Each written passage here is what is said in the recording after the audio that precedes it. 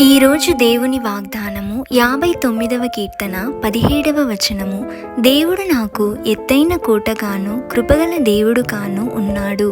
నా బలమా నిన్నే కీర్తించదను. ప్రార్థన.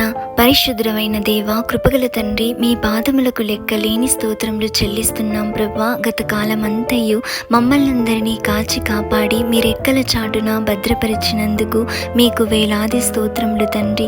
మీరు మాకు ఎత్తైన కోటగా ఉన్నారు. ఎన్నో ప్రమాదముల నుంచి, శారీరక మానసిక సమస్యల నుంచి, అనారోగ్యముల నుండి ప్రభువా మమ్మల్ని అందరినీ కూడా విడిపిస్తూ మా ఎడల కృపను చూపిస్తున్న ప్రేమగల తండ్రివి, మీకు స్తోత్రములు. ఒక్క క్షణం మీరు మమ్మల్ని విడిస్తే మేము ఏమైపోతాము తండ్రి. కానీ మా ఎడల జాలి కలిగిన దేవుడవు, నిరంతరము మా చేయి పట్టుకొని నడిపిస్తున్న ప్రేమగల తండ్రివి. మా బలము, మా ధైర్యము నీవే ప్రభువా.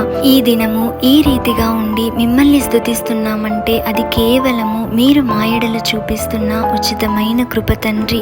మా జీవిత కాలం అంతయు కూడా ప్రభువా మీ ప్రేమను, త్యాగమును గుర్తెరిగి ఎల్లప్పుడూ మిమ్మల్ని కీర్తించే కృపను మా అందరికీ అనుగ్రహించుమని నజరేయుడైన యేసు నామంలో అడిగి వేడుకొని పొంది ఉన్నాము తండ్రి. ఆమేన్.